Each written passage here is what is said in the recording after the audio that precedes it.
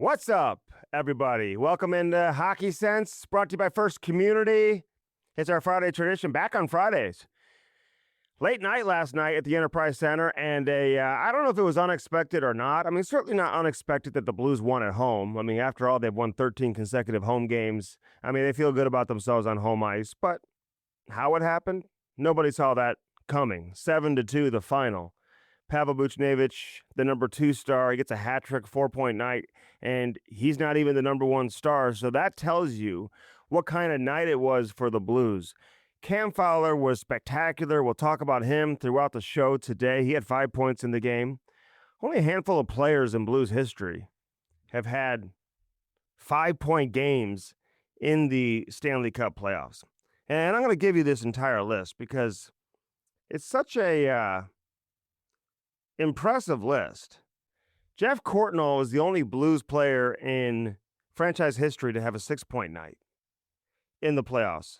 Greg Paslowski, that is. Great player. Used to love watching him shoot the puck.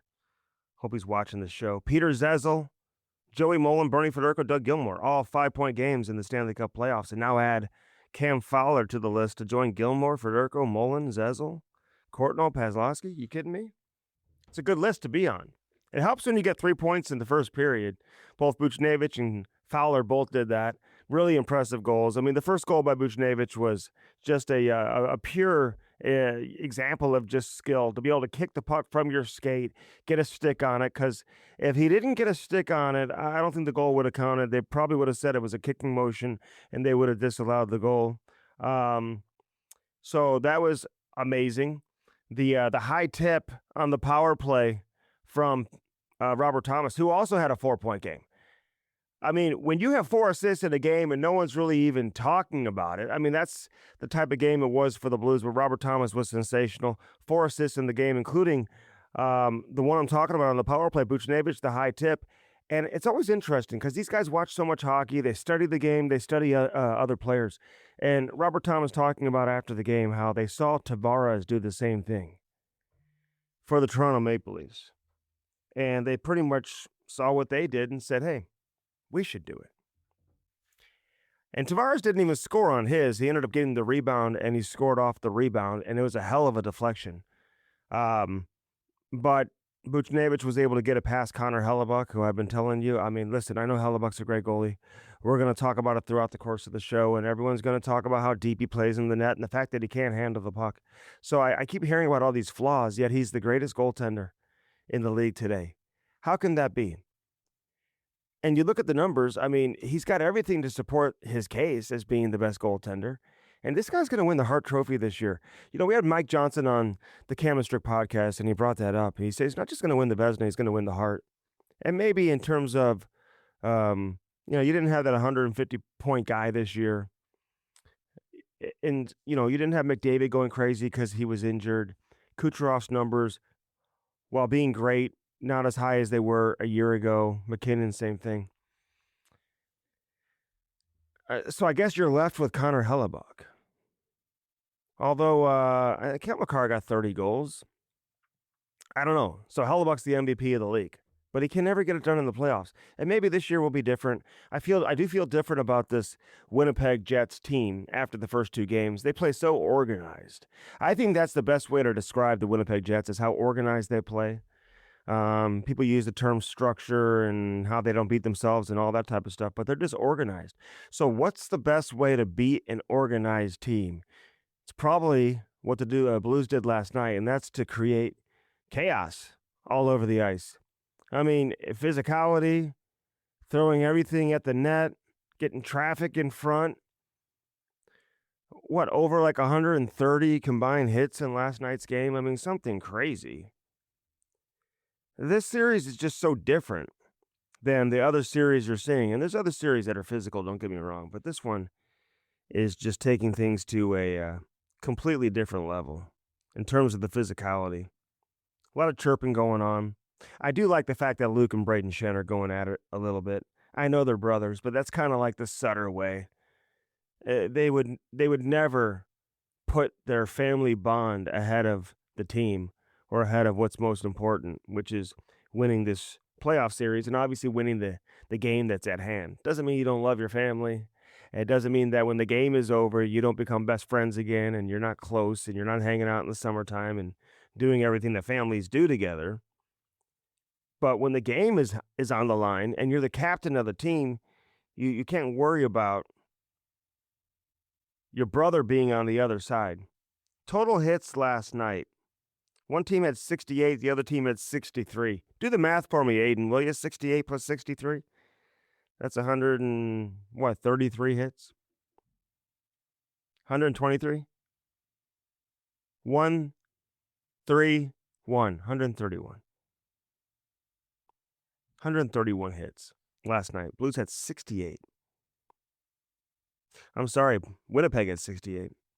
In terms of the hit leaders, if you're just curious, and I don't typically get all that caught up in hits. Buchnevich had 6. Tucker had 6. Good to see Tucker back in the game. Sundqvist 6. Neighbors 9. I just love playoff hockey, man. There's nothing like it. Walker was 7. He was top 10 in the league in hits this year. Torpchenko, good to see him get on the board. He had 5 hits. Shen had just 2 hits, which I'm okay with. You can't chase hits, can't run around, especially when you're a top 6 player. You got to be focused on making plays and trying to contribute both offensively and defensively. But I thought the Blues created enough chaos to take an organized team like Winnipeg and make them look disorganized, if that makes sense. And Hellebuyck, listen, I know how great he is, like I was saying, but, you can't confuse his greatness and where he stands among current goaltenders, like he's Dominic Hasek or even Marty Brodeur or Patrick Waugh. He's none of these guys. Eddie Belfour, he's just a really good goaltender in the modern era. But he does play deep, and he can't handle the puck, which is just absurd to me when you consider how trained these goaltenders are at a very young age when they come into the league, when they begin their professional career. He went to college. I mean, usually they just develop those puck skills through their training. Kids can handle the puck who play goalie nowadays. And for him to struggle as much as he does, but still rely on his puck handling and leaving the crease and playing the puck as much as he does, it makes no sense to me. I just wonder what the coaching staff and what the players are saying there in Winnipeg in terms of their conversations with Hellebuyck. Stay in the net. Every team I was ever on or a part of coaching, how many times do you tell the goalie, stay in the net? Unless you're Jordan Binnington and you're basically a third defenseman back there, like a Marty Brodeur was, like a Marty Turco was, like a Ben Bishop was. But Connor Hellebuyck is not. And I know he's great, and he had 8 shutouts in the regular season. He had the .925 save percentage. I mean, everything, the 47 wins. He's unreal. But the team is really good as well. And I just don't know how you can stake your claim as a generational goaltender. And he certainly has the hardware to prove that he is. I mean, if you win a Hart Trophy as a goalie and you have 3 Vezina trophies, and he's certainly in line to get more Vezinas. I mean, how many is he going to end up with? You would qualify as a generational goaltender. He's one of the all-time greats. I mean, he is building a Hall of Fame career. But goaltending is different to me. It's not a player who, puts up 600 goals and you say, wow, this guy is a Hall of Fame player. And you're not focused just solely on the team success and whether or not that player won a Stanley Cup or how far they went into the playoffs or how much playoff success they had. Goaltender's different. I mean, goaltending to me, in terms of greatness, has to be defined by championships and playoff success. And until Hellebuyck starts having that, then I just can't put him in the same category as some of the all-time great goaltenders in the history of the game. And this series is far from over. They still obviously lead the series 2-1. Some players believe that the third game, when you're the home team for the first 2 games and you win both games, that you do have the tendency to take your foot off the gas or let up a little bit in that third game, that first game on the road. So if that's true, then maybe that was the case last night.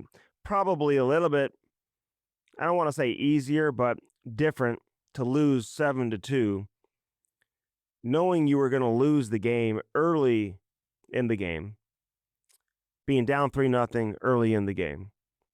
And what was it, 3-0 going into the third period?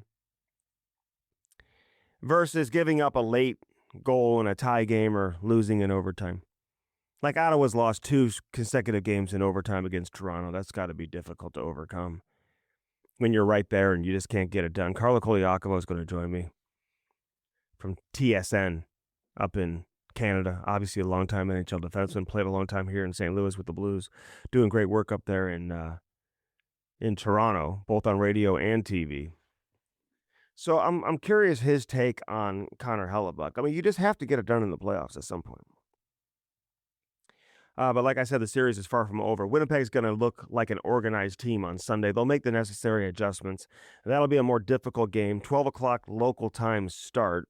So no morning skate. You basically wake up, you go straight to the rink, and it's game time almost right away. Last night, obviously, much different story. An 8:50 p.m. local time start. Don't get me started with those.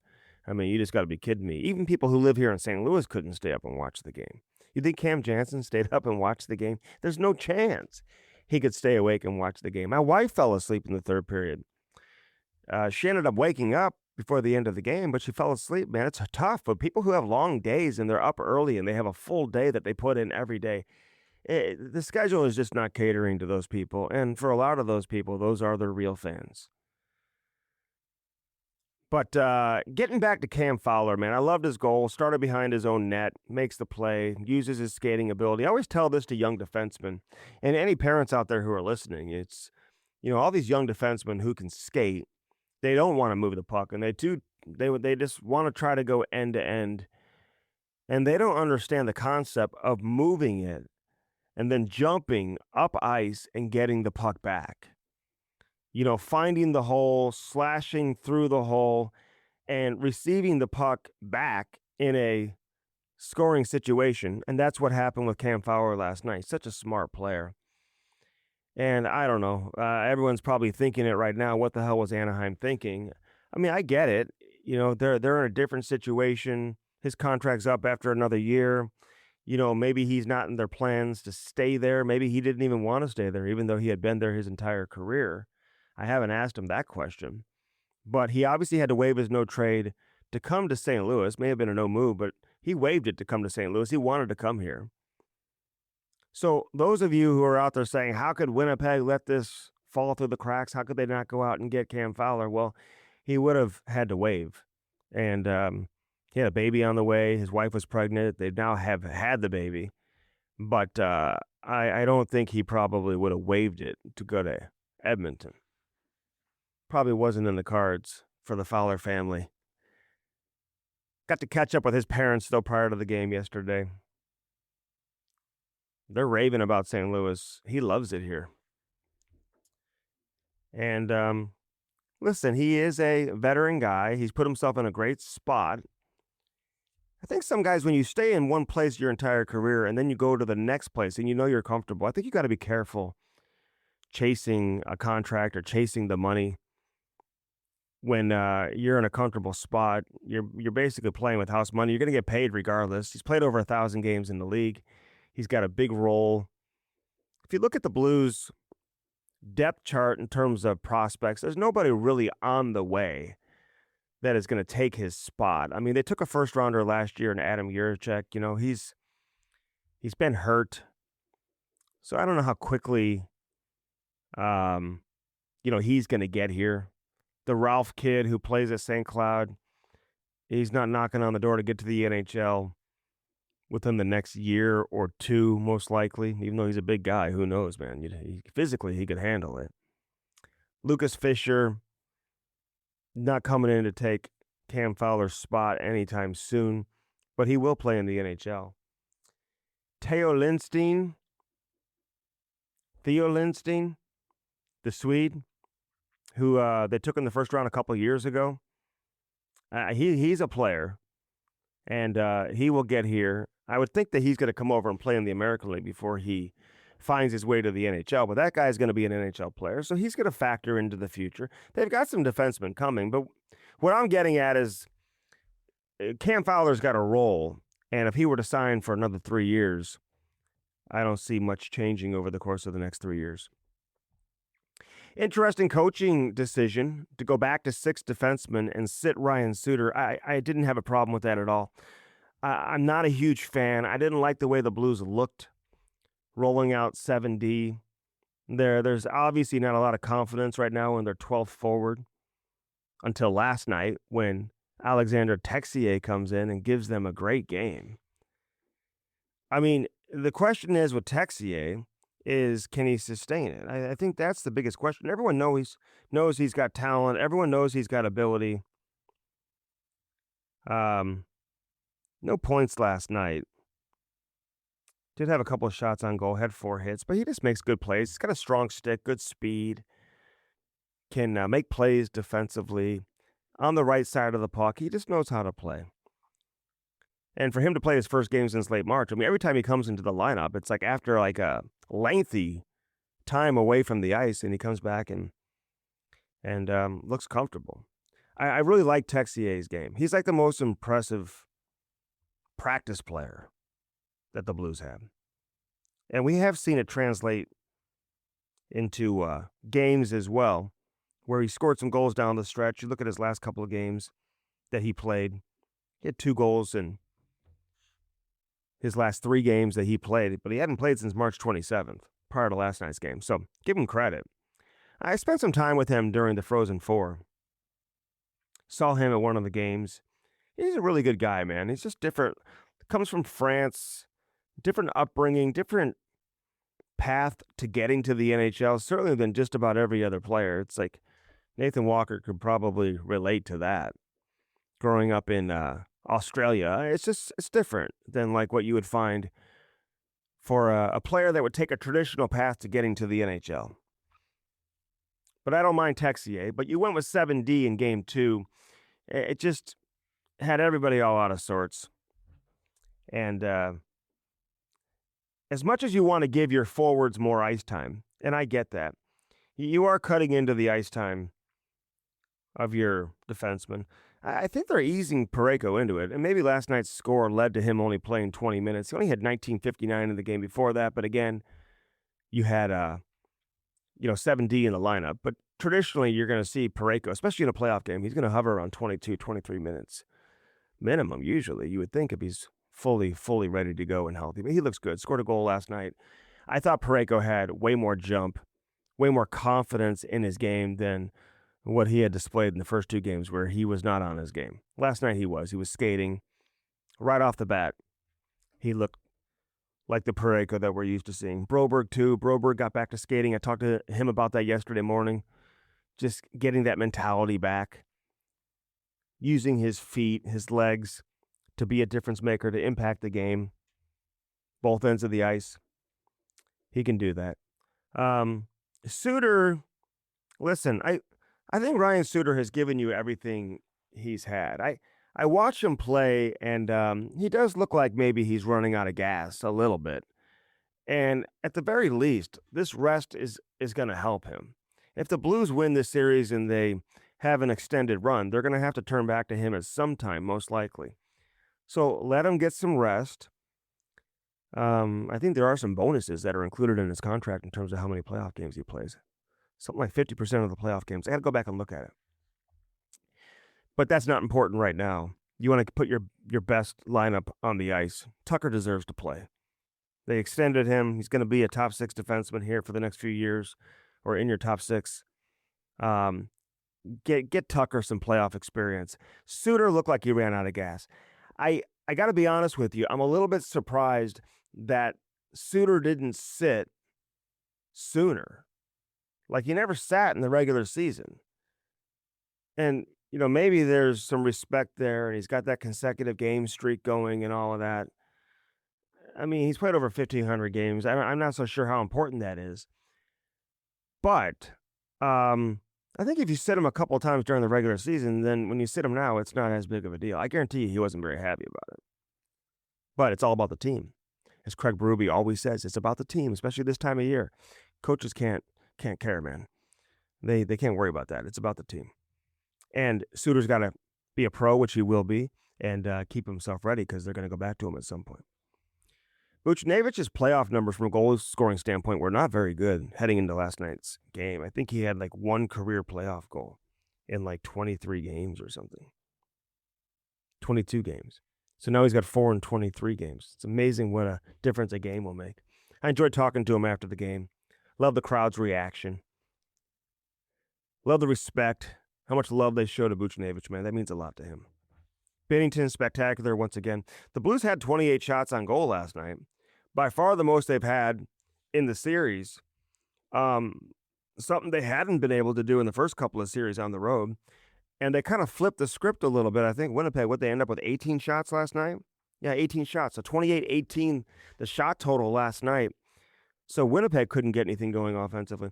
Winnipeg, man, do they miss Ehlers and Velarde. You know, Gabe Velarde, even yesterday, skating in a no-contact jersey. Sometimes you just wonder, are they, it's a morning skate. And there's no real physicality. There's no real contact in a morning skate. I guess the bright yellow no-contact jersey certainly gets the other players' attention to, they know it's him. But is there a little gamesmanship going on? Possibly. I don't know. In terms of making him look more hurt than he is. From what I understand, it sounds like he'll be in the lineup for Game 5. Who knows? He could be in the lineup for Game 4. When you have these gaps between games, when you're taking 2 days between games, certainly works into the favor of those who are trying to get back into the lineup. Holloway, still nothing's changed. I don't expect to see him this series at all. Ehlers, don't expect to see him this series. But when you look at Velarde, 60-plus points in the season, 12 power play goals, number 1 power play team in the league, they obviously miss him, just like the Blues miss Holloway. But when you get past Scheifele, when you get past Kyle Connor, who were the difference in the first 2 games, they were unbelievable on home ice, and they were nothing last night. I think they had a combined just a couple of shots on goal, but they were -7 in last night's game combined. I mean, that is not what you need if you're Winnipeg from those 2 guys. And there's just not a whole lot of offense coming when you get past that top line with Iafallo playing with those guys. So Winnipeg, I just wonder what's going through their mind right now just to get pounded the way that they did on the road. Some great playoff series. And we'll get into that coming up with Carlo Colaiacovo. So stick around. First Community brings us Hockey Sense each and every week here live from Half Coast Studios. Hockey Sense with Andy Strickland, man. Great to have you along with us. And again, we've been doing this now for quite some time, but Hockey Sense had been on the radio. We've talked to some radio stations about taking it back to the radio, but kind of like doing this here from Half Coast Studios. Aiden takes care of us. Alex, everybody takes care of us. It's a great place to be. There's no doubt about that. Small business lending. If you're running a business, I'm talking to you. If you're ready to take your business to the next level, First Community offers competitive rates on commercial loans, lines of credit, commercial credit cards. These are all designed to help your business thrive, so take advantage of that. Go to firstcommunity.com today and ask about the small business lending. They've been in business for over 90 years, man. They know what they're doing. Go into a bank, talk to them face-to-face, firstcommunity.com. Four Hands Brewing Company, check out one of their many locations around town. Dirt Cheap Fun, your one-stop party shop, locally owned, man. You got to love the Wallace family. They are the absolute best. And they flat out have it going on. Download that Dirt Cheap app today. Don't sleep on the party goods. All this party supplies. If you're having graduation parties coming up, birthday parties, whatever it is that you're having, we just had Easter, whatever it is you're looking to decorate for your upcoming party, paper goods, all of that. You can find it all at Dirt Cheap. Many of the locations have drive-thrus, curbside pickup, so you don't even have to get out of your car to do your shopping, but get the app today. They've got some amazing deals. All the best deals can be found on their app. They call them steals. They're so good. The deals are so good, they call them steals. So check that out. Dirt Cheap Fun, your one-stop party shop. Blue Note Roofing. David Novak is in a great mood today. He's tired, I know that. But 314-920-5713. We just keep having storms every single night. If you need new roofing, sidings, gutters, soffit, fascia, whatever it is, call David Novak today with Blue Note Roofing. He'll talk pucks with you. He's the best in the business. We've had him in studio, man. I don't bring everybody into studio. I'll bring him into studio. David Novak, he's the best. 314-920-5713. 314 Sports Cards. You know who I'm talking about. Devin Sant He's the man. Devin is the best. 314 Sports Cards. My kids keep going in there. My wife goes in there. Whenever there's a birthday party, she's like, what do I get there? Oh, I'm just going to go into 314 Sports Cards and buy them a box of cards. They are the best when it comes to hockey cards. They've got football cards. The NFL draft was going on yesterday. So ask them about some NFL cards if you want that. Of course, they've got the best selection of baseball cards. NBA, PGA, MLS, whatever it is you're looking for. Even WNBA, if you want some Caitlin Clark cards, you can find those too. With the WNBA cards from Caitlin Clark.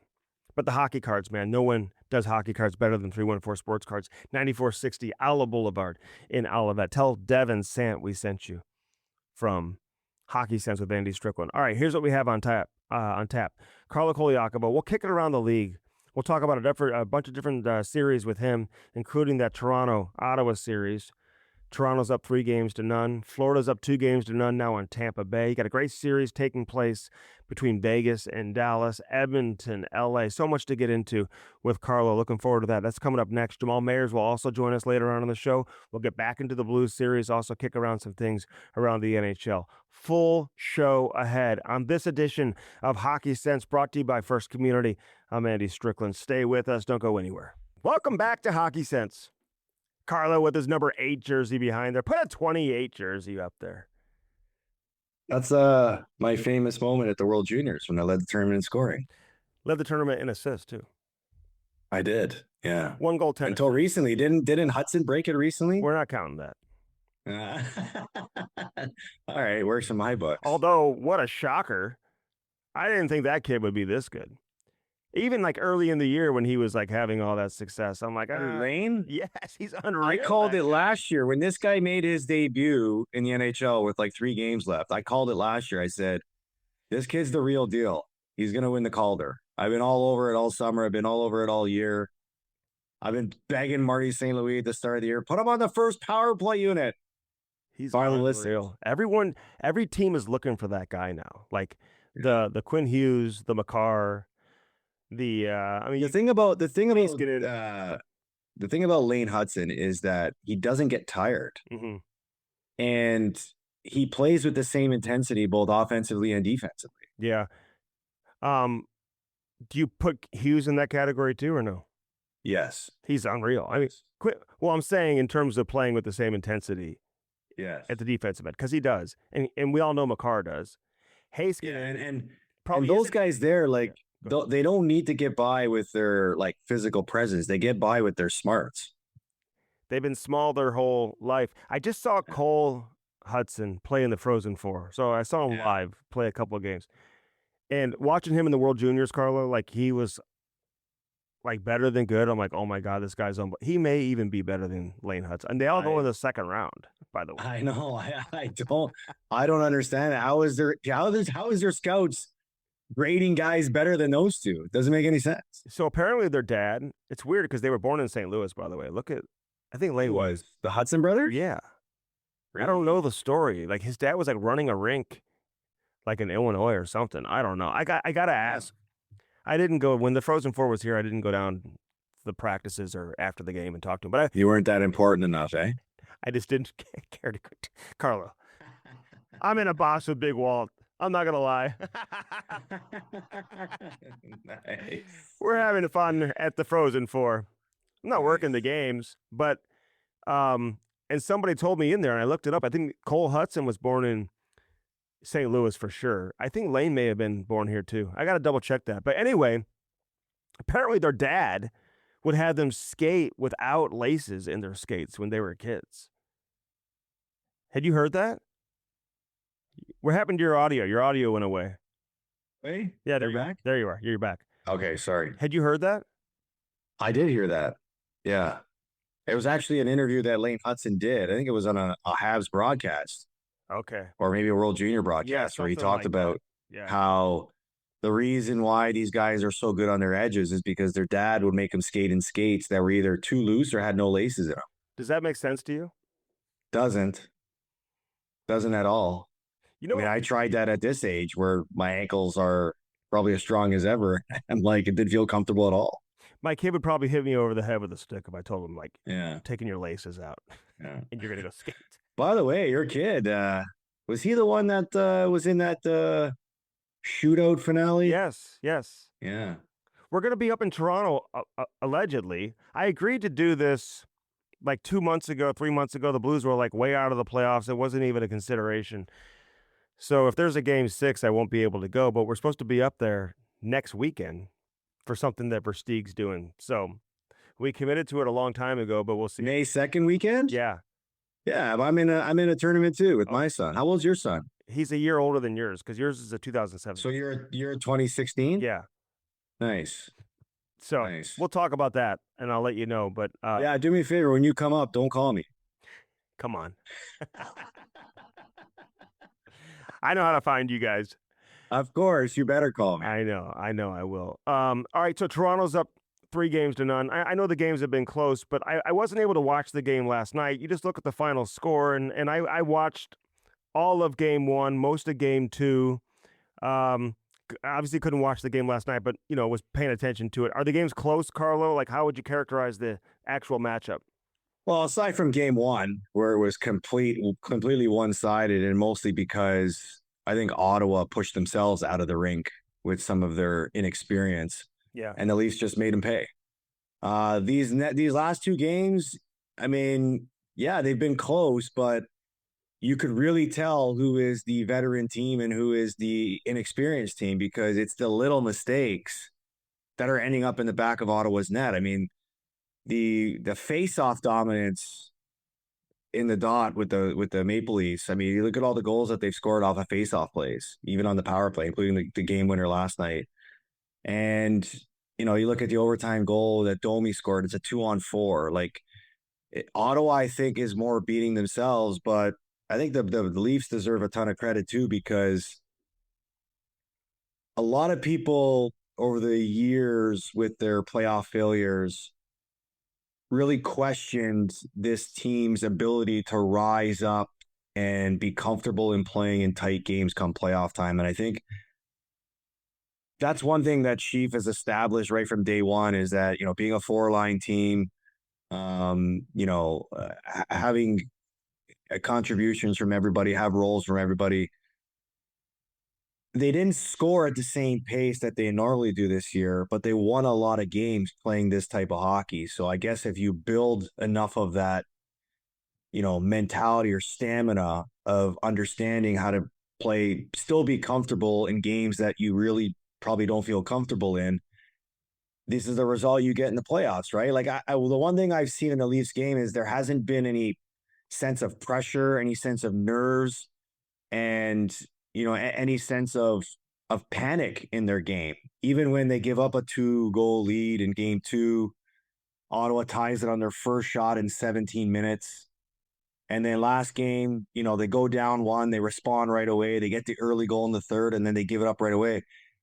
In previous years, the Leafs would find ways to lose those games than win them. And I think what's been really impressive is that they still have a push forward button that they use and that they have and that they feel comfortable in. And a lot of it has been driven by their top players, which is not something that you were used to normally seeing in playoff series. But I think the other thing too is that like the Leafs have had very tough matchups the last couple of years. I mean, you're talking about, Tampa, Florida, Boston. These teams are all like seasoned teams, experienced teams.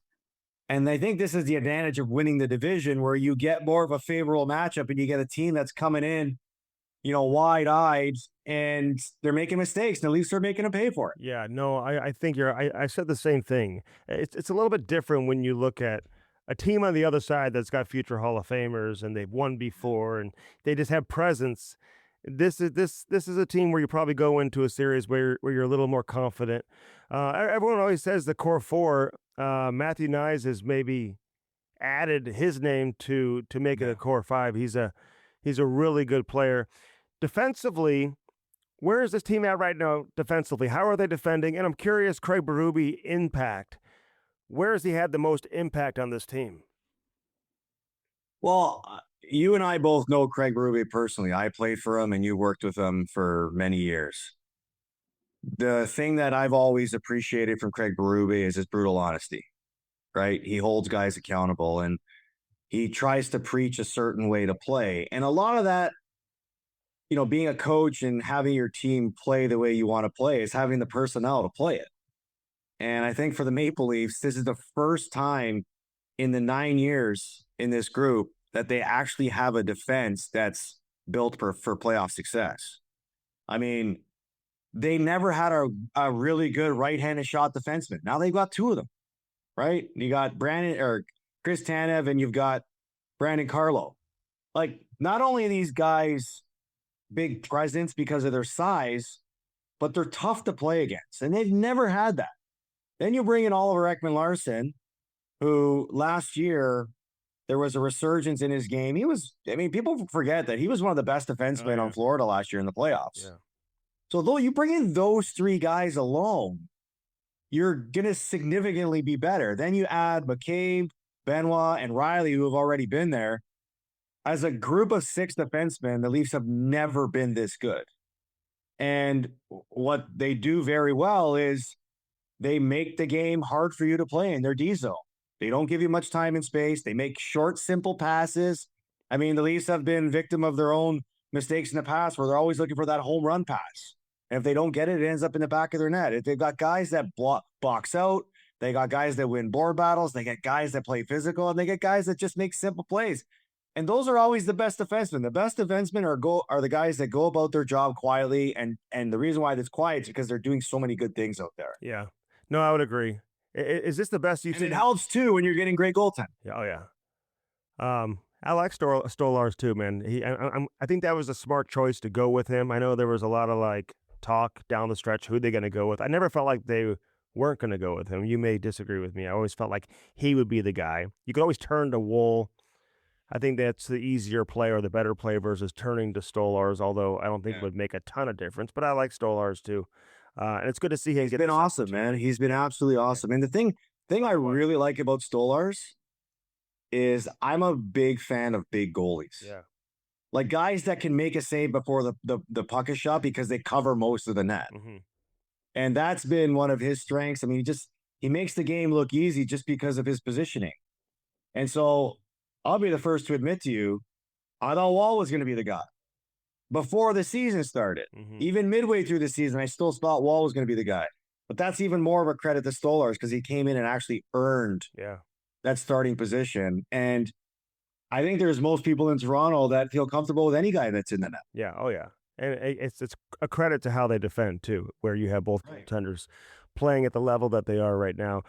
Is this the best you've ever seen Mitch Marner play? In the playoffs, yes. Absolutely. He had a great regular season, too. I mean, since the Four Nations, have you seen just an elevated Mitch Marner? Well, isn't that what normally happens for guys that are considered elite? And I look at Marner as an elite player because he makes stuff happen out there. He's got game-changing abilities. The problem is that in years past, he's had there's been the difficulty of transitioning or at least converting that play in the regular season where he is viewed as an elite player in the league and having that same success or even elevating his game to that same level in the playoffs. And that's been the frustrating thing about him. That's what sort of alienated him in this market. And I like some of it's fair, some of it isn't. Like when you want to be that guy in a market like this, there's an expectation that comes with it. And when you don't play with it and you continually get eliminated the same way, it drives people bananas. Yeah. But look, he's an amazing player. I've always been a fan of Mitch Marner. I still get amazed at some of the stuff that he does. And the reason why he does it is because he's always one step ahead. He knows what play he's making most of the time before he gets the puck. Amazing pass last night on the Matthews. Incredible. Incredible. Like, I mean, a normal play like that would be a winger picking up that rim, either stopping it or trying to wrap it around on his own.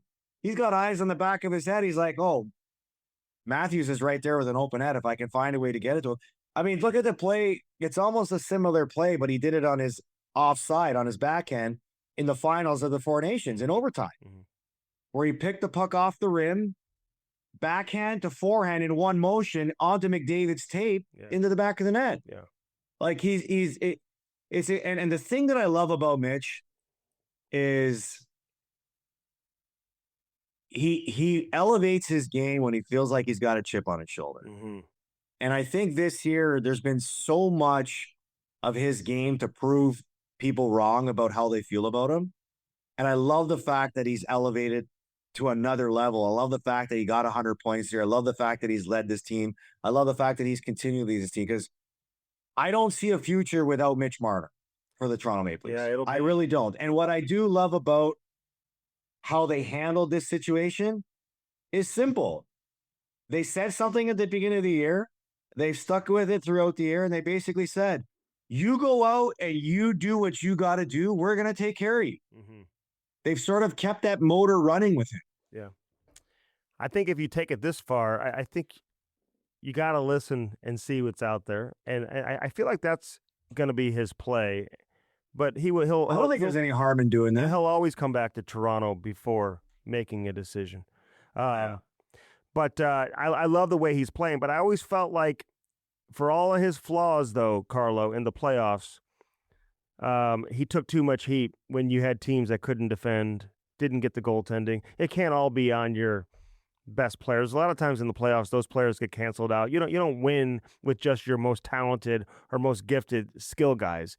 You got to have the pieces that can win in the playoffs. And to your point about the defense and getting Tanev and some of these other guys, I think you're more built for allowing him to maybe make a mistake and then use his skill and his overall ability to come through when it matters the most. No question. I don't think there's anything I could argue against you there, and I think most people would agree too.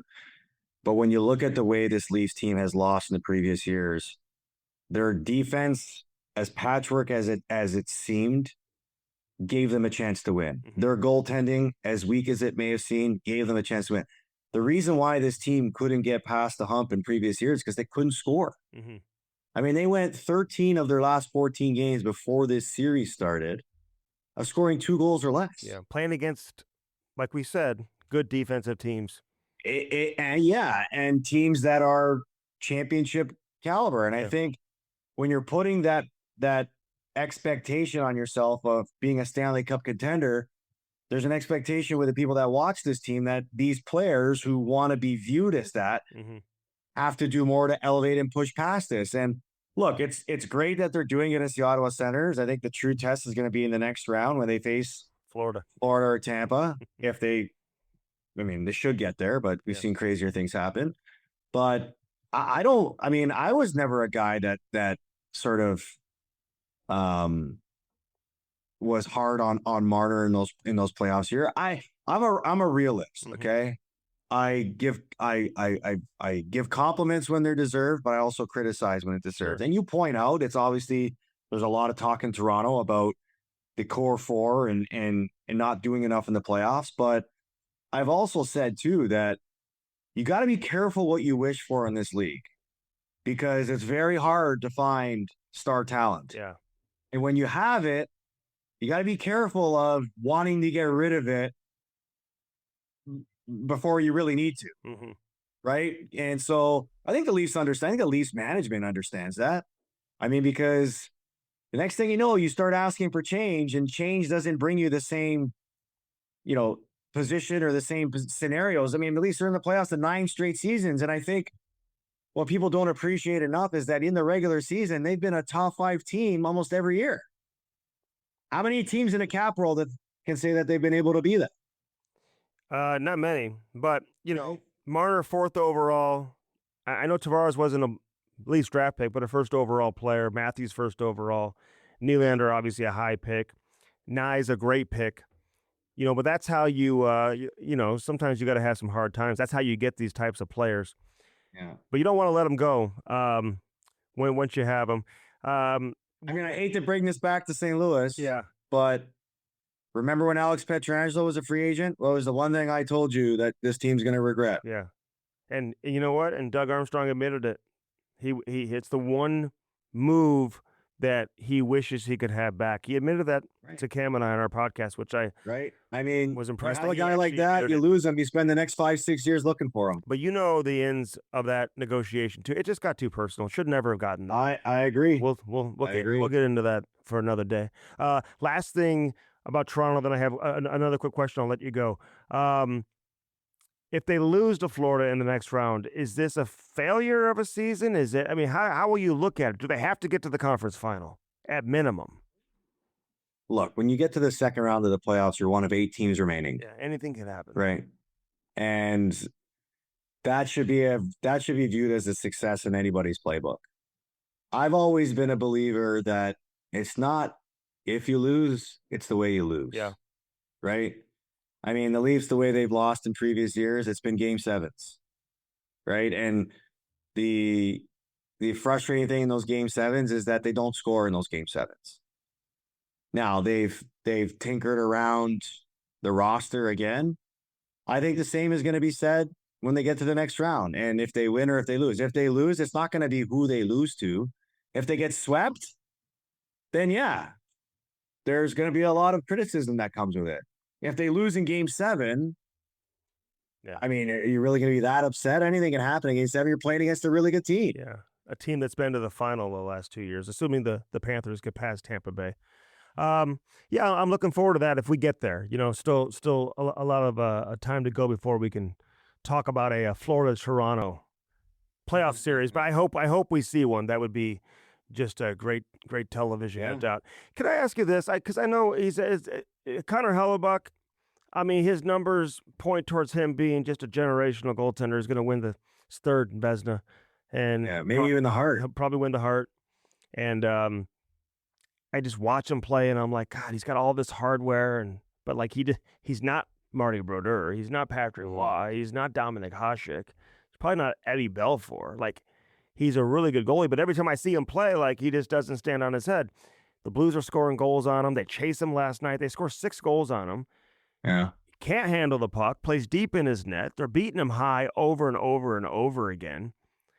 Like, how will you look at this guy if he doesn't have playoff success? Isn't that how you define greatness when it comes to goaltending? It's different than a guy who scores 600 who maybe doesn't have the team success. It's not just goaltending. I mean, if Alexander Ovechkin didn't win a Stanley Cup with the Washington Capitals, how would we view his legacy? Still, but you would view his legacy as the greatest goal scorer. Right. But I think there's always something that's attached to winning. Sure. Right. And there's a very serious case to be made here about Connor Hellebuck. How this guy is 2 completely different goaltenders in the season and in the playoffs. And when they went through the first 2 games in Winnipeg, a lot of us said, okay, maybe regular season Hellebuck is real. He's showed up this year. But then after that performance last game, you immediately start to doubt again. He's why they lost, Carlo. Yeah, I know. And I think the bigger concern is, how does he follow that up now? Right? Does he follow that up with a strong performance and maybe you eliminate that thought? Or does he follow it up with another one of those performances and then you have serious doubt and say to yourself, is this guy broken again? I don't know. It's one of the most fascinating cases in the NHL of a really, really, elite player at his position. Yeah. And he's 31. It's not like he's 24, 25, 26, where, so he's still in the prime of his career. But again, he's not a young goaltender by any means. And we've got a long way to go in the series, and they're up in the series, and think it's the narrative can change completely with a great game on Sunday afternoon. But even the first game, they got 3 goals on him early in that game. And, then he shut the door, but they only gave up 17 shots in the game. So, yeah. They just play such an organized style, Winnipeg. When you create some chaos and force them to play disorganized, they can look like a different team. But they're missing some big-time forwards, too. But Binnington, maybe he's in his head, man. He beat him head-to-head in 19, and then you look at the 4 Nations championship game. So Binnington's just so confident. Like, you never go into a game feeling like you are... What Binnington are you going to get? Well, yeah, you just don't know. You just don't go into a game feeling like that the other goalie has an advantage over the Blues goalie. But long way to go. what's your favorite series to watch right now? This Vegas Minnesota series is interesting. If Kaprizov doesn't get hurt, we all know he's probably in the Hart Trophy conversation. They get him and Eriksson Ek back, and but they're a wild card team. If they don't get hurt, they're probably in the top 3. They're not playing Vegas. Okay, Andy, is it safe for you to agree with me on this, that if Kaprizov didn't get hurt this year, he probably would have won the Hart Trophy? Yeah, because I think he's one of the top 3 or 4 players in the league. He's unbelievable, Carlo. Yeah. He's incredible. So, I mean, when the playoff races were going on in the Western Conference, and especially when the Blues were making their push, I think everybody was saying between Winnipeg and between Vegas, I think everybody would have preferred Minnesota as the matchup over the Blues because of how high you guys were playing, right? Yeah. Oh, yeah. And so now Minnesota's, providing a stiff test. And I've been really impressed with what Minnesota's doing, because they're operating with a $15 million dead money, dead cap hit that has limited their roster construction, mm-hmm. right? They've been playing with $15 million less than anybody. Now that ends next year, but to be this competitive has been really, really impressive. And I don't know, like, I live in the East. I never watched many Vegas games, but it just seemed like Vegas, was one of those teams that just quietly went about their business throughout mm-hmm. the season and won the Pacific Division. Yeah. Like, even games that I watched them, they didn't really do a lot of things great.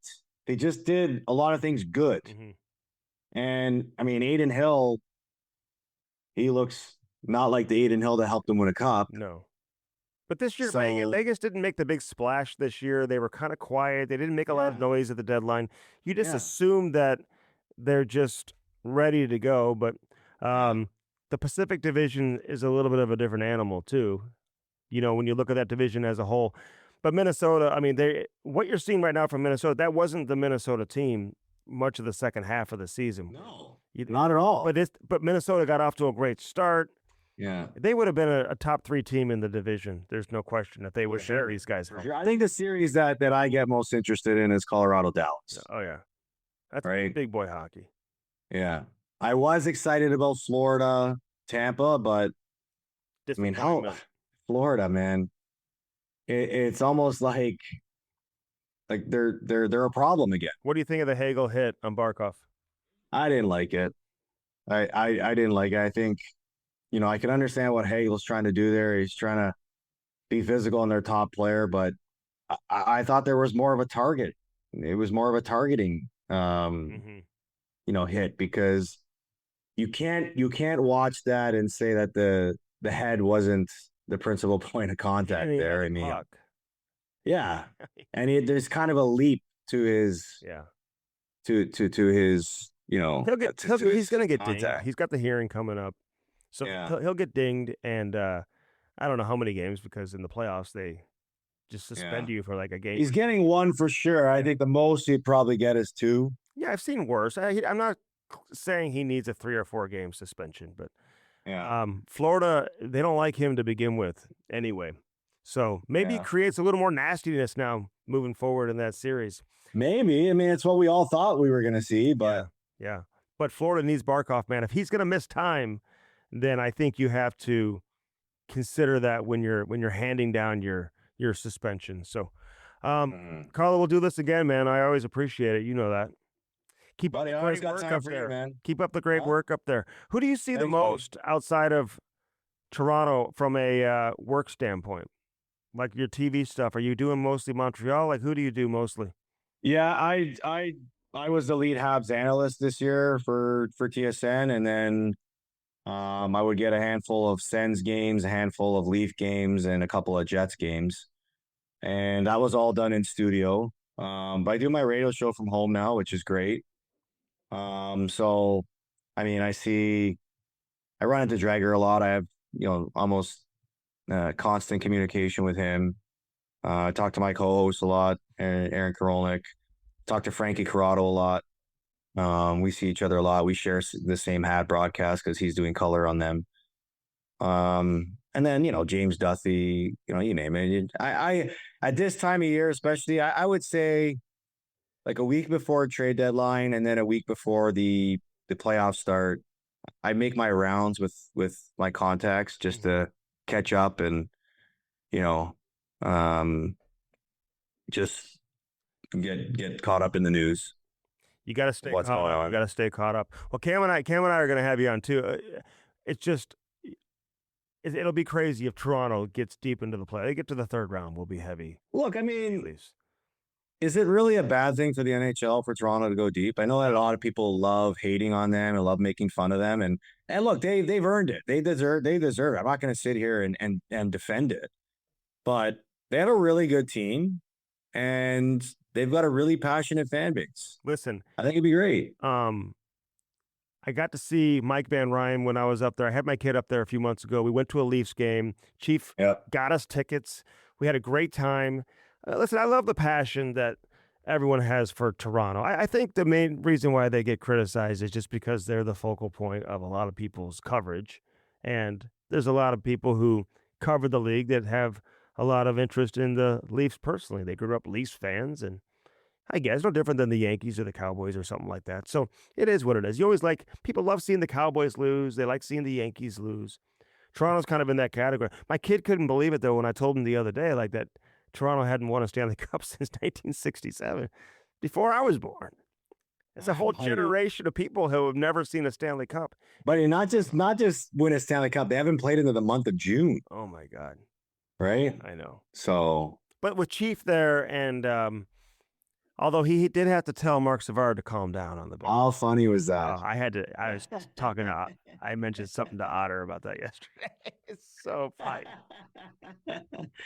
I mean, like, look, it's the playoffs, man. There's an extra there's an extra curiosity, there's an extra intensity, that there's an extra, adrenaline that guys feel in those moments. Yeah. And I love how, I mean, and I'm so thankful I've got a great relationship with Chief that I can text him once in a while and joke with him about it. He's good about that stuff. Best. And I sent him a message. I go, hey, go easy on Savvy, would you? I mean, the guy is just celebrating his power play goal. Unbelievable. I could just see him getting annoyed by that. It's so hilarious, Yeah. Like, what are you doing? Hilarious. Okay. He taps him. He's like, hey, what are you doing, man? Yeah. Relax. Yeah. Settle down. Act like you've been here. Did you see the celebration after the Benoit goal yesterday on the bench? No, I was looking for that, actually. So Van Ryn and Savvy both grabbed Chief on each shoulder and we're like patting him like, yeah, Chief, yeah. I love it. And he was just there like laughing it up. Yeah. He's got great camaraderie with they're like a separate team. Whoever's on his coaching staff, they're their own team, man. He's got great relationships. I tell you what, man, I played for Chief for 1 year and I still have a great relationship with him. And that's what I love about the guy is that, he really prioritizes friendships and, good people. Yeah. All right, man. Keep it going. Keep up the great work. We'll be in touch here shortly. Okay, buddy. Thanks. Go Blues, and we'll chat soon. See you, pal. Talk to you soon. Carlo Colaiacovo, Blue Note Roofing. Of course, Lordo's Diamonds. Get that special someone, something special in your life. 314-432-8008. Go to Lordo's Diamonds today. Say hi to Mike and Jimmy. Let them take great care of you. Jamal Mayers. He's up next. We got lots to get into with Jammer. Keep it here on Hockey Sense. Don't go anywhere. All right. It's time to get real here on the show. You got to see Carlo, though. That's always nice, huh? Yeah, he's a great guy. I honestly, I love him. He's a great teammate, great person. I can't get it out of my head, some of the silly stuff he did as a teammate, though. He would block shots, and I hate to give it to him, but he wanted the spray, the free spray, and he'd spray his just some of the things that he would do were quite comical, but a gamer, loved everybody the game, likes played the right way, good guy, good player too. Yeah. He could run a power play. He's good offensively. Yep. Really good in the World Juniors back in the day. I think he had 3 consecutive years, 30 points or more, something like that. Yeah, I believe. I mean, he's one guy you wonder, and I would say this to him, like Mhm. if he really took fitness and nutrition seriously Yeah. at 16, Mhm. he was just so talented that he Yeah. was able to have a tremendous amount of success in junior.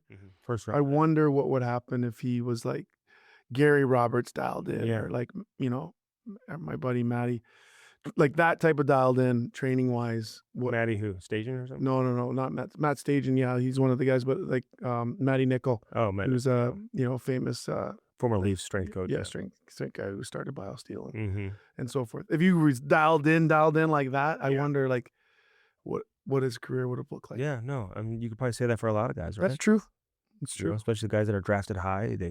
They get opportunities because of that, right? And Yes. and they're naturally talented, but they probably could have played longer or certainly had more success, made more money, everything. I don't think you can even survive if you're not on that path now. Mm-hmm. I think, Well, the teams are on that path now too. Like, yeah, the teams are more dialed into it, but Mhm. individually, the guys are all on board in Mhm. regard to the nutrition, and yeah. the fitness part came first, but the When should nutrition. kids start really getting dialed in, as you say, and not nutrition, but I mean training, strength training, for example. That's a tough one. Mhm. I think that has changed over the years. I think it's gotten younger, Mhm. not because you're forcing them to like they have to do this, they have to do Mhm. this. Ultimately, I'll say this: the kids, whether they're in, my examples are my girls with soccer and my and with crew with hockey. They have to drive the bus. If they come to you and they say, "I need to get faster. I'm getting tired.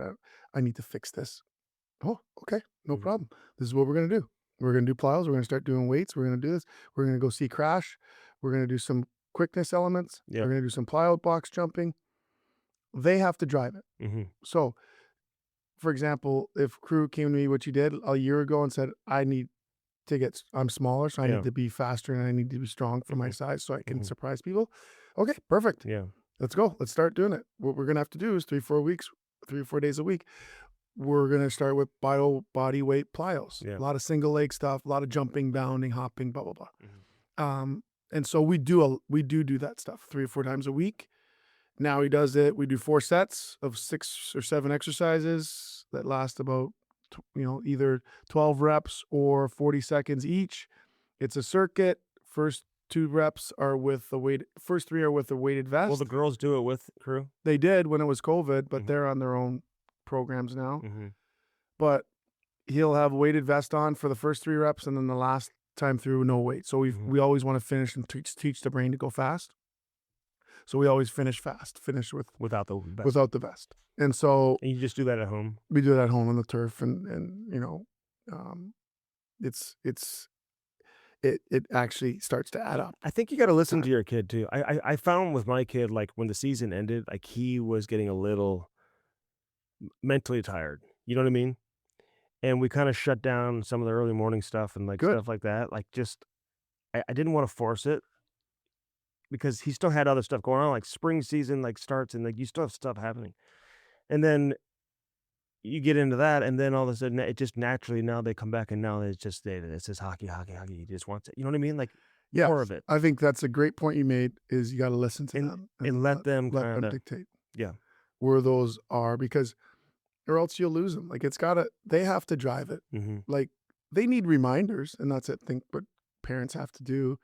They all like their device and do these things, and then there's your reminder. Hey, you haven't really shot pucks lately, and then for my experiences, and then boom, he's like every day, Mm-hmm. twice a night. Move your car, please, so I can shoot pucks. Yeah. Shooting pucks. Never want him to do it more than 30 minutes because then it starts to feel like work. Just do and when he started at, Ty's age, it's literally 15 minutes. Yeah.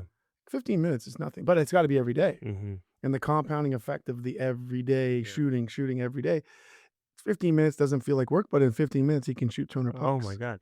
No, but and Crew's in the same situation as Ty because they don't have brothers at home either, right? Right. Sometimes you have to be the brother also. Like Yeah. you got to go out there, you got to play with them. But then they get to a point where they just, it's almost therapeutic to go out and do it by yourself, Yeah. and use that imagination and just shoot pucks and stick handle and whatever. Yeah, So, exactly. you come home and he's doing it on his own in the driveway. Like you like that he's got to do it on his own sometimes too. There's no kids in the neighborhood that are going to come over and shoot pucks with him. No, that's They'll want to play soccer. It's different than you know? 25 years ago. Yeah. It's not as organic, unfortunately, as we used to have it. No. But I think they find that there's like an advantage that they gain mentally too, knowing that they're doing the extra work. And occasionally I'll go up to him and say, hey, let's try this shot. Let's do this shot. We'll tweak some things and show him a variety of shots. I will say this. The reason why I want all kids that I work with, and especially crew, to have a variety of shots is you think about all the really good goal scorers over the years. Like they were all their radius of shooting the puck and the ability to, like everyone thinks Matthews just does the toe drag release. He doesn't do that. Number of different It's a push away from him. It's a backhand whip.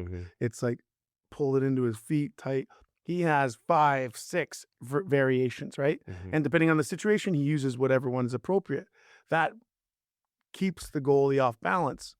My issue was I shot the puck hard, but it looked the same every time I shot it. So the goalies were like, oh, blocker. You took a lot of slap shots too. I don't know about that. You did.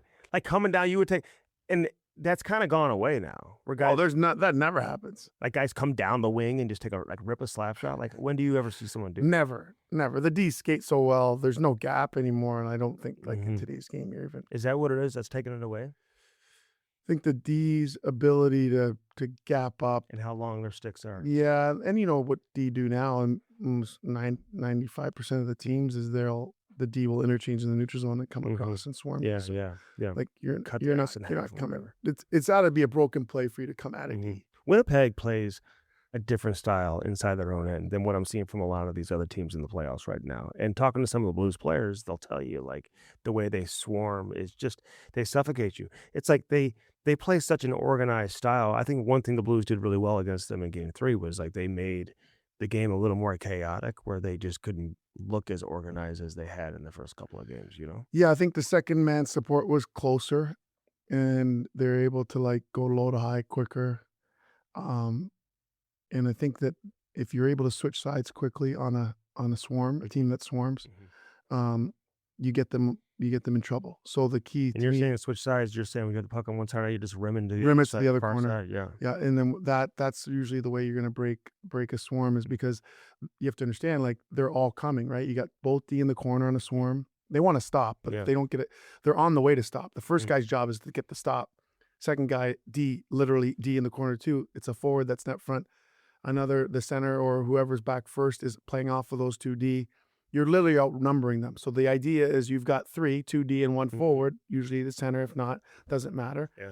And you got a guy in the top of the circle. So you've got 1 forward in the corner, in front of the net, 2D in the corner, the supporting first forward behind in that scrum as well. So now you're 3-on-2 at most. Most teams aren't going to put all 3 forwards in the corner.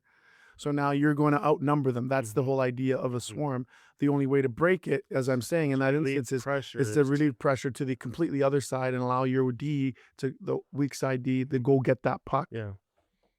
Whereas if you look at Edmonton, their defense don't play very intelligent sometimes in the offensive zone. They're just they're all in one area of the ice. They expose that ability to change sides and really the defense was not even there.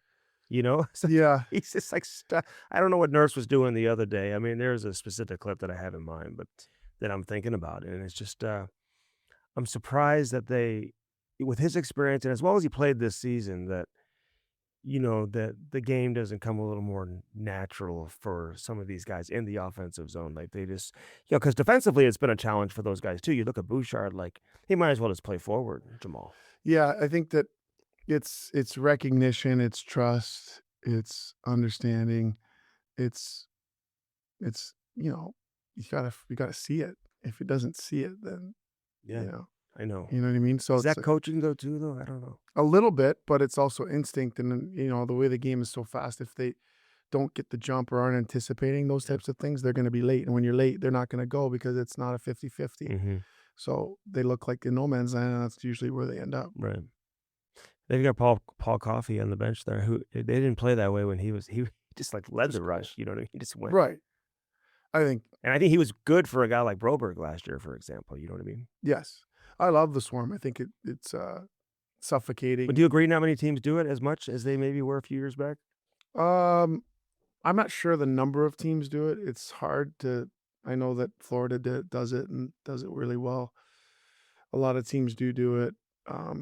It's really dependent upon your Personnel. your personnel. Mm-hmm. Like if you don't have the D that can, box out and are willing to block shots, then but they skate well, I would lean towards doing a Swarm. Yeah. But it does require forwards to be comfortable in net front, which it's fine for me to teach 11 and 12-year-olds to do this. Yeah. I don't, at 34, 32, in my 30s, if I went into a system like that, it would have been really difficult. Winnipeg's D are big and yeah, strong. Hellebuck is, if you're Winnipeg, are you concerned about Hellebuck? I mean, he gives up 6 goals. He gets chased in a game like that. I mean, I don't want to say he's the reason why they lost, but he's a big reason as to why they lost the game. He can't handle the puck. Yeah, what I don't like about his game is, like, I think he sometimes, I don't know if it's ego or he thinks he's better than he is handling the puck, but this is the second year in a row Crazy to me. where he's overhandled the puck in the playoffs behind the net. Like, he's not. He doesn't even know he didn't even see Thomas coming from the other side. He's not Jordan Binnington. No.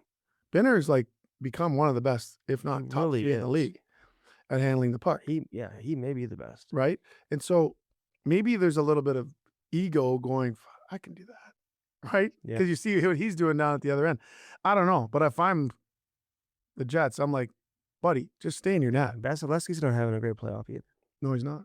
And those are supposed to be the best goalies in the league. Like, you need goaltending. It's like, doesn't have to be great. Doesn't have to steal you. Like, Benner was better than, like, they could have won if he wasn't as good as he was last night. He was they gave exceptional 7 goals, yeah. But you just need the goaltending that they got. The Jets was not good enough. Cam Fowler has been so impressive, Jamal. Like, this guy, I know he had 5 points last night, but we've been saying this since he got here. Yeah, since the day he got here, he leads the Blues in scoring. He's like a plus 19 during the season. Like, he's defending. He was their best defenseman when Parayko was out. Parayko finally got moving last night, too. He wasn't very good in the first couple of games. No, he wasn't. But he came out, and obviously he made a mental decision he was going to be way more aggressive, and he was skating. Broberg was skating. But Cam Fowler specifically, like, he's meant everything to this team, really, since he's gotten here. Yeah, he's just been a really good stabilizing force. His skating is just still elite. It allows him to defend and take away space and buy time, join the rush, be aggressive in the offensive zone, sealing the walls. He has tremendous instincts and shoots the puck well enough, but is looking to make plays. Yeah. And I think that when you're playing with players like Thomas and Buchnevich, and a lot of the forwards, that's the best thing you could have on the ice. Even a guy like Plummer, like me, you love it when you go D to D and they're actually looking for a play. Like, they're not just going to wrist it to them. But every youth hockey coach should show the clip of his goal and how it started behind his own net. I see more kids who play defense. Who can skate. They just want to skate their way up the ice with the puck, and they don't understand moving it and jumping and that you're going to get it back in a scoring area, if you will get it back if you're playing with players. The simple terminology, right? The simple terminology we use is we want you to join the rush, not lead the rush. Right. So, yes, absolutely. We want you to move it to tough habit to get some of these young kids out of it. Yeah, well, it's the same thing you deal with when you deal with top-end forwards who have been typically used to carrying the puck from the top of the circle in their zone and then entering the offensive zone with the puck. When you get past 11 years old, it doesn't matter how good you are, you're going to get disrupted. That's when it starts. You have to move the puck forward and catch up and advance it even 5 feet, 10 feet. Get it back. Kick it wide. The idea is maybe you want to get it back, but it's not. There's no more carrying it through the neutral zone. It's not happening. So not from your own end. You're not doing it, and it's tough because they've been doing it since they were 7, 8, 9, and all of a sudden at 11, you're like not going to work. When you see it at 11. I mean, I'm starting to even see it now a little bit. Like when you play against some of these, It top depends on teams. top teams you play because they're doing Yeah. it, right? They're doing it because they're understanding of how it happens, and because they're playing higher end level. The higher you go, the higher level teams you're playing, you're going to have to do that to have success. Yeah. And it's a give and go game. It's not. How do you see Sunday setting up? I mean, for Winnipeg specifically, they lose 7-2. The Blues are obviously going to be confident. Like, is it just a completely new? Just turn the page. You have 2 days between games. It's not going to have much of a factor. Game 3. It's funny. Like I listen to talk radio in the morning, like about all this hockey. Like they're acting like the Blues are up 2-1. Right. Like, guys, pump the brakes. It doesn't matter if they lost, if the Blues won in double overtime or they lost, or Winnipeg lost 7-2. In fact, I would argue that 7-2 is an easier game to wash Get away. over. Right? So there's no momentum. This I'll say this over and over and over again. There is no momentum from game to game in the playoffs. Individuals may carry momentum if they're confident or something. That's like fine. that, right? There's no team momentum from game to game. The Blues are gaining no momentum Like in carryover. game 4. No Yeah. carryover Yeah. from game 3 to game 4, meaning it's a clean slate. Now, what changes if they start on time like they did in game 3 And 1. and get to Hellebuck early, then the momentum within that game switches to the Where Winnipeg starts feeling the pressure. yes. So that for me, I'm watching the first 12 minutes are first period's critical, and just the same. If I'm the Jets, I'm like, we got to score first. Yeah. We got to quiet this crowd. We got to score first. We got to get to Bennington first. We got to start on. We can't retaliate. We've got to win the balance of like penalties. Obviously, the refs are calling these ticky tack types of things. Let's be aware of that. Enough with the scrums. Get away from the scrums. Yeah. Like the scrums, enough with the scrums. Well, if they're down by 3 or 4 goals, that stuff's going to happen. But I agree with that. There's nothing you're going to gain out of it. Connor and Scheifele combined -7 last night. They just didn't do a whole lot, and they were everything. They're the reason why they won the first 2 games. Yep. Do they have enough behind them without Ehlers and Fiala right now? Not Fiala, but Velarde. Well, I think that Lowry's line has to be better. I think it's a miscasting to have Nemesnikov as a second line center.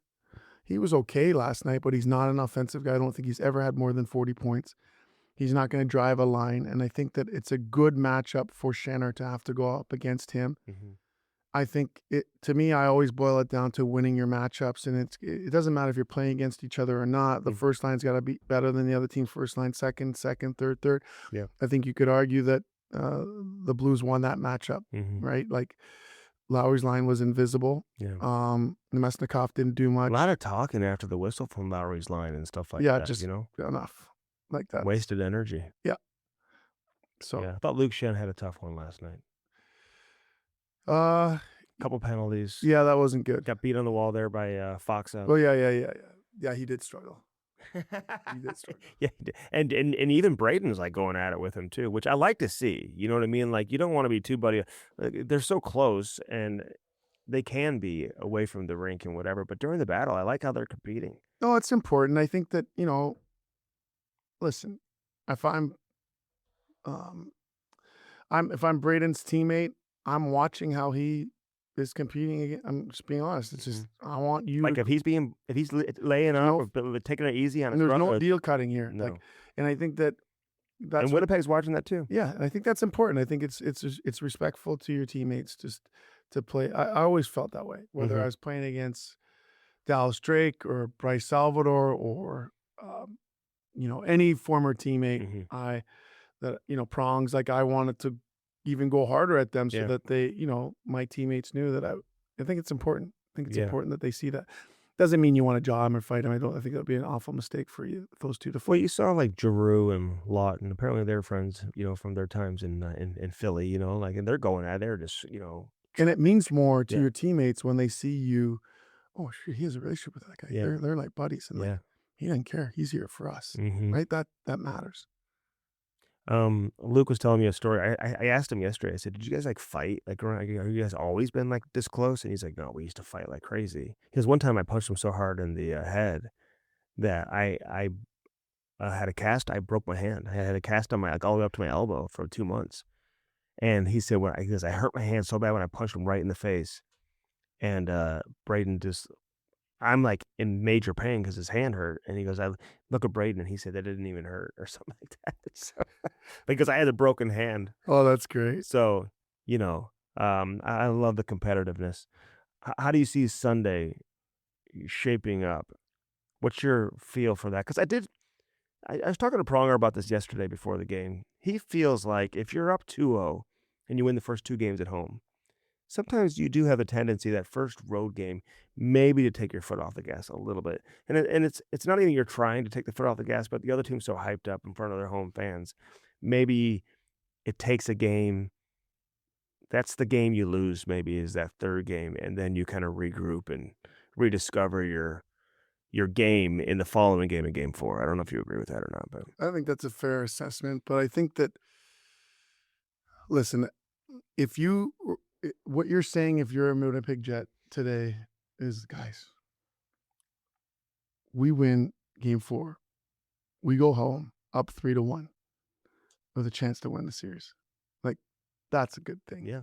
So that's the conversation. But and then if you want to back that out, that's the first thing you say. The second thing you say is our first period has to be better. Mm-hmm. And Hellebuyck needs to step up and tell the team, like, I'm going to be better. I'm going to be better to start. And then Scheifele's line's got to be better. Like, Yeah. right? So, to me, it boils down to, it's not the whole thing, but I think, like, the energy at Enterprise was unbelievable. Unbelievable. Like, Crew and I were in the alumni suite, and there's that glass that's above your head. And when they came out for the beginning of the game, I said, Crew, stand up so you can, like, really, he goes, I've never heard it this loud. It's crazy. And, like, you could, like, feel, and it was unbelievable. So even when he stood up, he could feel it even louder. Yeah. Winnipeg's building's loud too. Oh, yeah. That was smaller buildings, not as many people, but the start, I'm not going to say first 10 minutes, first 12 minutes, first 15 minutes, first period. The first period, the first of that's the most important. Yeah. It doesn't mean that if the Blues get down to nothing, they can't come back. But I'm saying Blues go down early, the temperature and everything in the building goes down. Yeah. The Blues go Stress up level early. up, yeah. Everything gets amplified, excited, nervousness on the other. Like, Yeah. so the start, however you want to define that, 10 minutes, 12 minutes, first period. Yeah. That's what I'm watching. Yeah. No, I'm with you. And, Hellebuyck, not to, he's got the crazy numbers to back it up. It's like really unbelievable. Like when 47 wins, 8 shutouts, save percentage through the roof, about to win his third Vezina, probably the Hart Trophy too. I mean, like everything screams generational player. And I'm just like, well, he's not Marty Brodeur. He's not Patrick Waugh. He's not Dominic Hasek. He's not Ed Belfour. Like, I don't think the Blues go into the series or the game feeling like they're at a deficiency in between the pipes. They probably feel like they're right there, if not have an advantage with Jordan Binnington as the goaltender.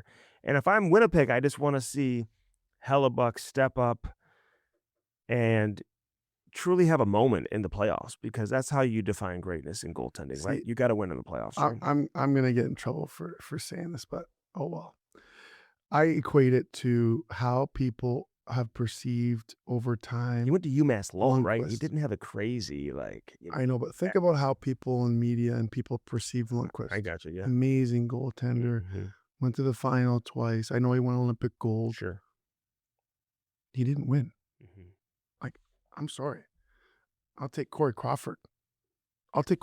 He is a big game goalie that wins when it matters. Like, winning in the playoffs matters, right? Like, for me, Hellebuyck, yeah, he is not those goalies that you mentioned. Jonathan Quick. He's not. You got to win. You've got to win. I'm sorry. You have to win to get goaltending. It's just that's how you define a generational goaltender, a greatness in goaltending. You got to win. You gotta win. You gotta get to the final. Have you ever seen a goalie get all this regular season hardware and not win in the playoffs? No, but I don't think. I think. When's the last time a goalie won the Hart? Like, Maybe did Vlasic win it? I think he did, but But he was. what's his name? What's his name in Montreal when they were? Oh yeah, 8 you're right. seed? This is not Hasek though. French guy. Why am I forgetting his name? Yeah, why am I? That's He did our podcast. It's unbelievable. It's not him. He did win the Hart though. It's not this. No. That's not what this is. Right? So maybe if he just stays. Like, he didn't have the moment in the Four Nations either, right? He didn't. So, but like I said, the keys were is Thomas's line's gonna have to outplay, Scheifele's line, and Binner's gonna have to be better than Hellebuck. Buchnevich only had 1 goal in 22 career playoff games coming into last night, and now he's got 4. So you're saying I have more than him? How many do you have? I don't know, like 7. Do you? Who's counting? Something How around. many playoff games? Like 65, 68, right around there. It's the first time that Cam Fowler's been in the playoffs since like 2017, something like that. I've always liked him. Me too. Great skater. If you can skate, you can play a long time. Yeah. And Thomas had 4 assists, and it's like when you have 4 Well, assists. you know what we're not talking about? The young defenseman? Broberg? No. Oh, Tucker? Yes. Yeah, he played great. He was good. Really good. And you know what? We'll wrap on this. The idea of playing Ryan Suter every game during the regular season, and he played really well, and he obviously had the injury to Parayko. You're not going to sit him there. He had the streak going. You want to be respectful to a veteran guy like that. Played over 1,500 games. But when he never sits, and then all of a sudden now you sit him for the first time in the playoffs, I think that's where, if I'm Monty, I'm like, oh, you guys, it would have helped me if you guys would have sat him at some point during the regular season too, since I don't have to go to him now for the first time in the playoffs and sit him now. But I think it's the absolute right decision. Like, this looks like he's run out of gas a little bit, and they may have to turn back to him, and this is going to help him, having him sit out for a couple of games, even though he probably doesn't like it. But I do think seeing Monty do that, and, listen, they dressed 7D in the previous game, which reduced the ice time for the defensemen. I thought their forwards played too much, even though he wanted to get more ice time for the forwards. But against a heavy defensive group like Winnipeg, where every shift is a grind, I just think it's tough to play 23 minutes if you're Buchnevich and Thomas. And, even a guy like Snuggerud played over 20 minutes in game 2. And Parayko had under 20 minutes. He should be in that 22, 23-minute range. So I think 60 is the way to go. But I haven't seen a coach come through here who really would have, including Chief, who would sit a guy like Ryan Suter. I thought that was a ballsy play. And if you're all about putting the best players on the ice and the best roster together to help you win, that was the best decision. And that's not a decision a lot of head coaches would make. It's not. I did think he showed him a tremendous amount of respect because he didn't have him do warm-up. I think the tactical thing would have been to have him do warm-up and not tip your hand to the Jets what you were doing. So I think that he respectfully didn't make him do warm-up to have to funny you say that, take his gear off. Because he came into, I did an interview with Monty before the game, and we recorded it at like 7:15, and I went to his office, and I said, hey, can I ask you about Suter not playing? And he said, well, when's it going to air? He said, well, I'm not having him take warm-up, so don't ask me about it, because although they probably know what we're doing anyway, but they're going to watch warm-up, and they're going to see we only have 60 out there anyway, but it was going to air. We had an hour-long pregame show. It was going to air prior to warm-up starting. But I didn't think of it that way. You think that's a respect factor? Why? I do. I think I've done it several times. Where he could have gone out there and confused him. Like, he talked in pregame about what a great penalty killer he is and what all these different guys bring to the table. Yes.